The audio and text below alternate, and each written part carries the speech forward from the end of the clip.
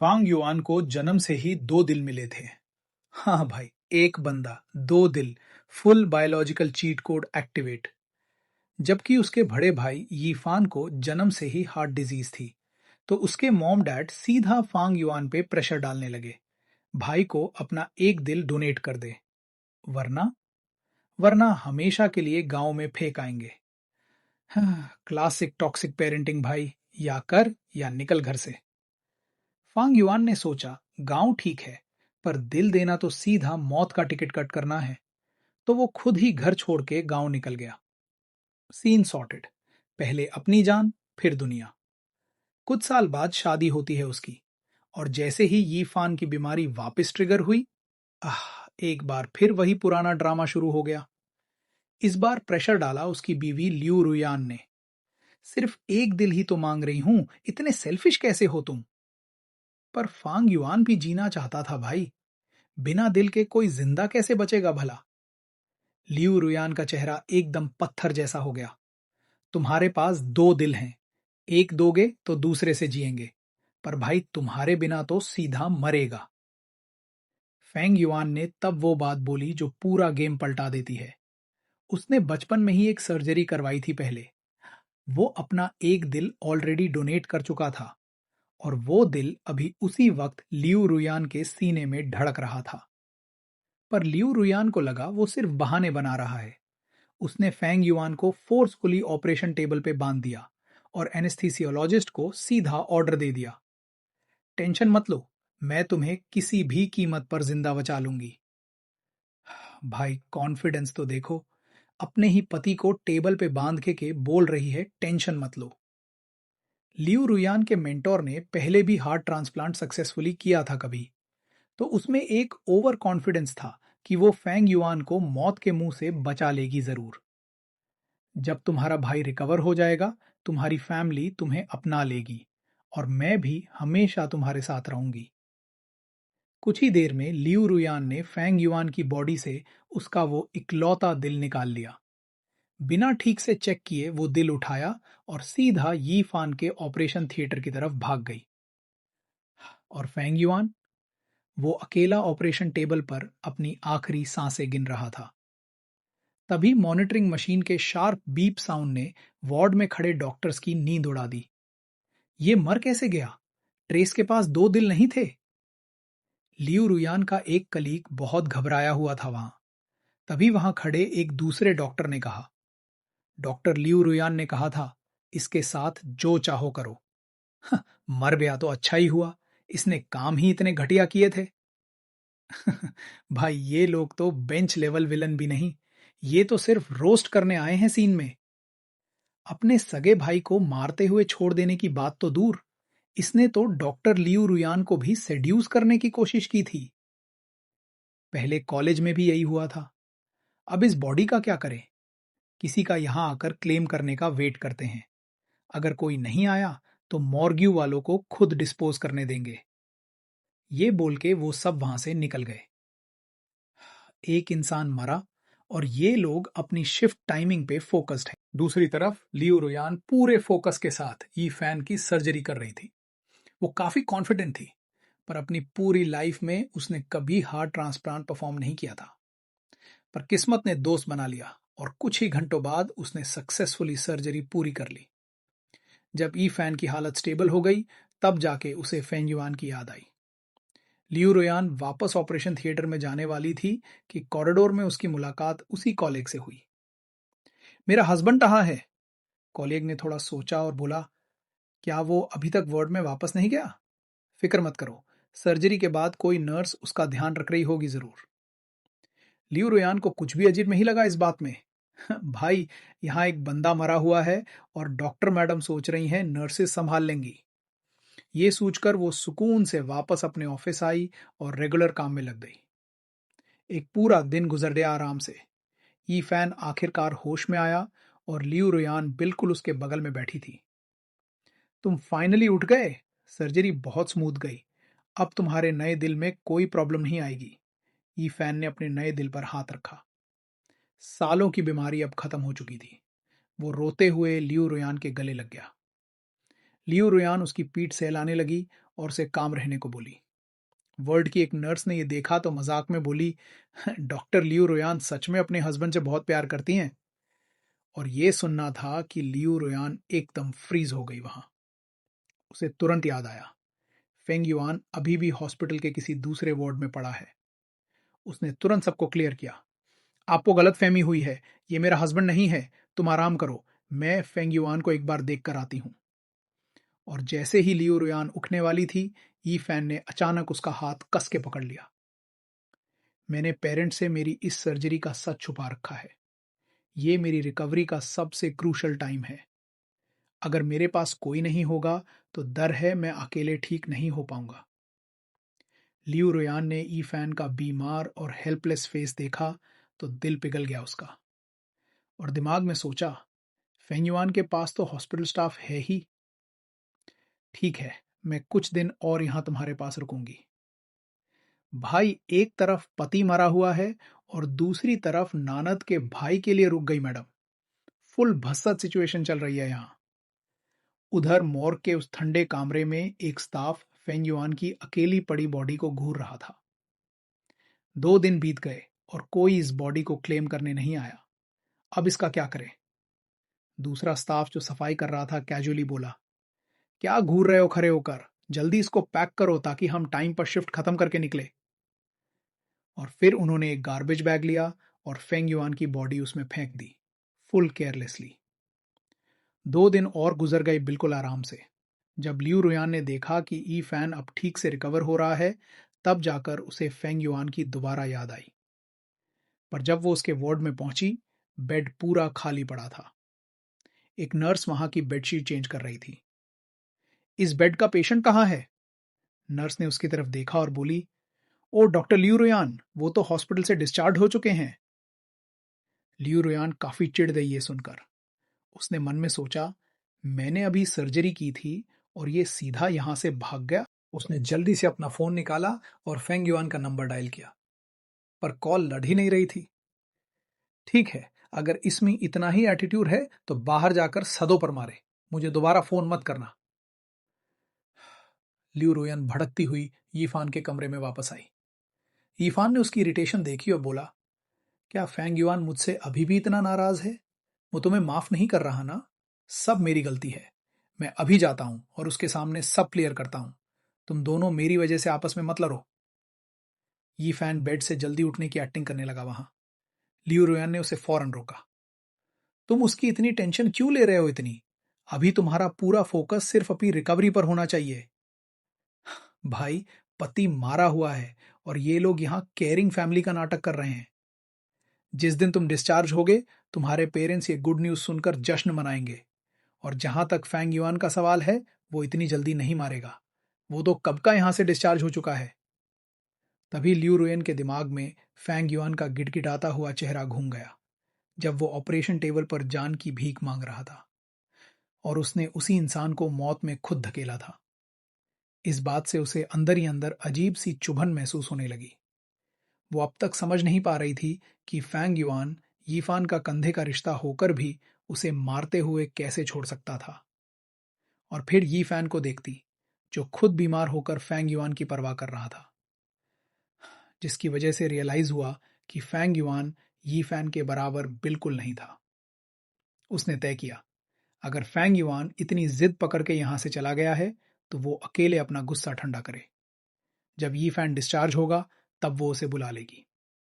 Doctors के office में सब कॉलेग्स आपस में गॉसिप कर रहे थे। लियू रुयान के आते ही सब एकदम चुप हो गए। तुम लोग अभी क्या बातें कर रहे थे?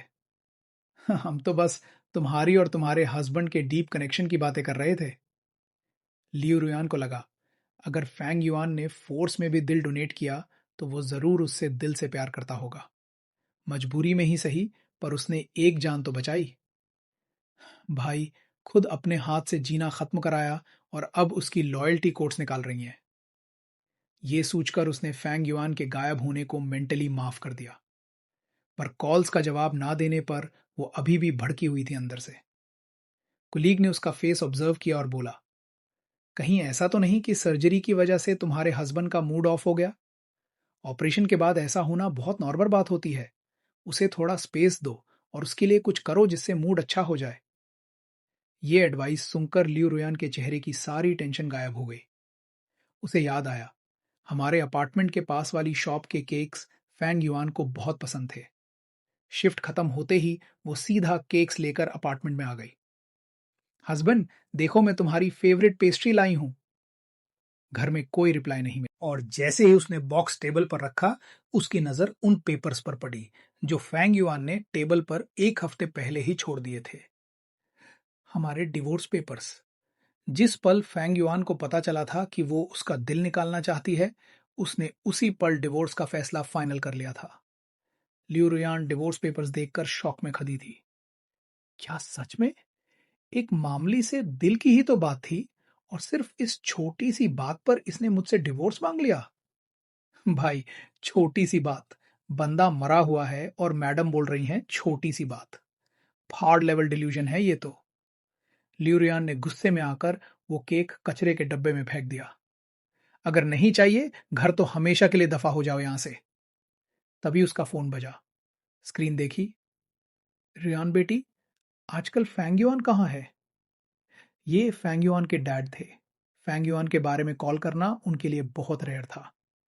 लियू रियान ने सोचा, सिर्फ फैंगयुआन के मॉम डैड के प्रेशर से ही वो वापस लौटेगा। वैसे भी ये फैन काफी स्टेबल था अब। तो उसने फाइनली फैंगयुआन के डैड को यी फान की ट्रांसप्लांट सर्जरी की पूरी न्यूज बता दी। सुनते ही दोनों पेरेंट्स रात के वक्त हॉस्पिटल पहुंच गए। तीनों गले मिलकर रोए। तब पेरेंट्स ने पूछा, तुम्हारा छोटा भाई कहाँ है? जब वो इसी हॉस्पिटल में एडमिट था, तब भी उसने आकर तुम्हें नहीं देखा। यीफान ने मैटर करते हुए कहा, भाई तो काफी दिन पहले ही यहां से डिस्चार्ज हो गया है। और इसी के साथ एक और झूठ की परत चढ़ गई ऊपर से। फैंग युआन की मां का मूड तुरंत भड़क गया। वाह, उसकी फिटनेस देखो, सर्जरी के 2 दिन बाद ही निकल गया। क्या उसे लगता है बाहर उसकी मौत उसका इंतजार नहीं कर रही? फैंग युआन के डैड ने उसे टोका। कैसी बकवास कर रही हो? यीफान का ऑपरेशन तो हो गया, पर कल को आगे उसकी हेल्थ में इशू आया और फैंग युआन जिंदा ना बचा तो यीफान का क्या फ्यूचर रहेगा? मां ने अपने मुंह पर ही थप्पड़ मारा। थू थू, अगर उस फैंग युआन को किसी वजह से मारना ही है तो पहले यी फैन की प्रॉब्लम्स खत्म हो जाए फिर मारे। भाई, ये लेवल की टॉक्सिसिटी तो फिक्शनल में भी मुश्किल से मिलती है यार। यीफान बेटा, तू चिंता मत कर। तेरे मॉम डैड हमेशा तुझे प्रोटेक्ट करेंगे, हमेशा। यीफान अपने पेरेंट्स का इतना ब्लाइंडली सपोर्टिव रिस्पॉन्स सुनकर दिल ही दिल में स्माइल कर रहा था। एक भाई मरा हुआ है, दूसरा आराम से स्माइलिंग है। फुल कांत। अगले दिन जब लियू रुयान कमरे में आई, वहां एक परफेक्ट लविंग फैमिली पिक्चर चल रही थी। यीफान और फैंग युआन के मॉम डैड आपस में इमोशनल मोमेंट शेयर कर रहे थे। लियू रुयान को यह थोड़ा चुभने लगा, क्योंकि उसने फैंग युआन के पेरेंट्स को फैंग युआन के साथ कभी ऐसा प्यार दिखाते नहीं देखा था। आओ रुयान, यीफान को नया दिल मिलने के पीछे तुम्हारा ही बड़ा हाथ है। लियू रुयान ने उनसे डायरेक्टली पूछा, क्या फैंग युआन का कोई अता पता मिला? फैंग युआन का नाम सुनते ही पेरेंट्स नाराजगी और इरिटेशन में बोले, उस वेस्ट इंसान के चक्कर में अपना टाइम क्यों बर्बाद कर रही हो? वो डिस्चार्ज हो चुका है, मतलब जिंदा और परफेक्ट है। तुम अपना पूरा ध्यान बस यी फान पर लगाओ। फैंग युआन के मॉम डैड हमेशा से अपने बड़े बेटे यी फान और लियू रुयान की सेटिंग करवाना चाहते थे, पर यी फान की क्रिटिकल कंडीशन के चलते उन्होंने इस बारे में खुलकर कभी बात नहीं की थी। पर अब नए दिल आने से चांसेस पूरे थे। अगर फैंग युआन का डिवोर्स फाइनल हो जाए तो यीफान इजीली उसकी जगह फिक्स हो जाएगा। तभी एक स्टाफ रूम में एंटर हुई और हंसते हुए बोली, वाह डॉक्टर लियुअन, आप सच में अपने इस हस्बैंड से बहुत प्यार करती हैं जो लगातार ऐसे ख्याल रखती हैं। पेरेंट्स को ये सब ठीक ही लगा और वहां लेता ही फैन ब्लश करने लग गया। पर खड़ी लियुअन एकदम से भड़क गई। तुम्हें किसने कह दिया कि ये इंसान मेरा हस्बैंड है? कुलीग ने उसके गुस्से को लाइटली लिया और हंसते हुए चली गई। ओह, वार्ड में सब पब्लिक जानती है, नाटक करने का कोई फायदा नहीं है बिल्कुल। भाई, पूरा हॉस्पिटल जानता है, सिर्फ मैडम खुद नहीं मानती अभी तक। फैंग युआन के डैड ने जल्दी से लियुन का हाथ पकड़ लिया। बुरा मत मानो, जब फैंग युआन यहां है ही नहीं, तो अगर दूसरे तुम्हारे रिश्ते को वैसे ही समझते हैं तो इसी बहाने यी फैन को हॉस्पिटल स्टाफ से एक्स्ट्रा वीआईपी सर्विस मिल जाएगी। ये सुनकर और वहां यी फैन का बदला हुआ एटीट्यूड देखकर लियू रुयन बहुत इरिटेट हो गई। वो अपना गुस्सा पीते हुए वापस अपने ऑफिस आई। वो उस कुली की शिकायत करने ही वाली थी कि अचानक खबर आई उसका मेंटोर प्रोफेसर लीहाई अचानक हॉस्पिटल में आ गया है। लियू रुयन फुल स्पीड में डायरेक्टर के केबिन की तरफ भागी। सर, आपसे मिले हुए बहुत साल बीत गए, आपकी हेल्थ कैसी चल रही है? लीहाई ने हंसते हुए वेलकम किया उससे। मैंने अभी सुना कि तुम खुद के दाम पर अब हार्ट ट्रांसप्लांट्स परफॉर्म कर रही हो। कमाल कर दिया तुमने। मुझे अच्छे से याद है जब मैंने बचपन में तुम्हारा वो ट्रांसप्लांट हैंडल किया था। मैंने उम्मीद ही नहीं की थी कि तुम एक दिन इतने सक्सेसफुल लेवल तक पहुंचोगी। लियू रुयन शॉक में फ्रीज पड़ गई। सर, आप एक्चुअली किस ऑपरेशन की बात कर रहे हैं? अरे, तुम्हारा खुद का वो हार्ट ट्रांसप्लांट जो तुम्हारी जान बचाने के लिए होने वाला था। प्रोफेसर के स्टेटमेंट से उस रूम में अजीब सी शांति छा गई पूरी तरह। अचानक बाहर से एक स्टाफ भागकर रूम में आया।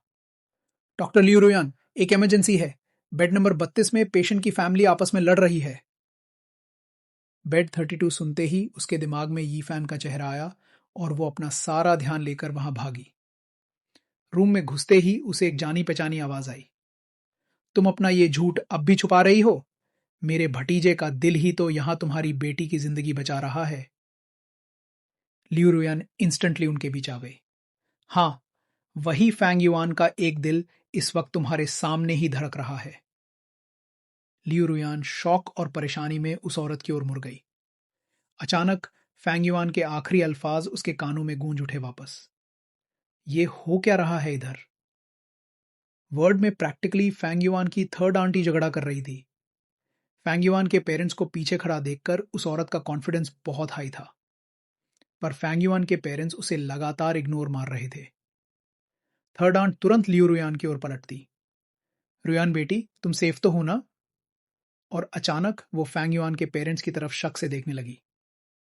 भैया, आप मेरी इस रुयान बेटी को कैसे जानते हैं? फैंग युआन के पेरेंट्स कोई रिएक्शन देते उससे पहले वार्ड का दरवाजा जोर से खुला और वहां थर्ड अंकल आ गए। उन्होंने जबरदस्ती अपनी वाइफ का हाथ पकड़ा और उसे खींच कर बाहर ले जाने की कोशिश करने लगे। लियू रुयान हर हाल में सच्ची जानना चाहती थी। एक मिनट रुको, इस बात का मतलब क्या निकाला कि मेरे अंदर वही दिल धड़क रहा है?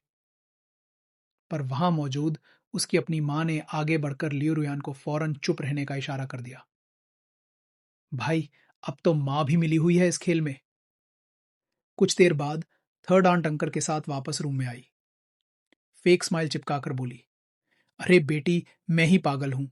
लगता है कंफ्यूजन में कुछ भी बोल दिया। तुम इस बात पर ज्यादा ध्यान मत दो। थर्ड अंकल ने उसे हल्का थप्पड़ सा मारते हुए पीछे किया। माफ करना बेटी, इसकी बदतमीजी के कारण तुम्हें यह सब झेलना पड़ा।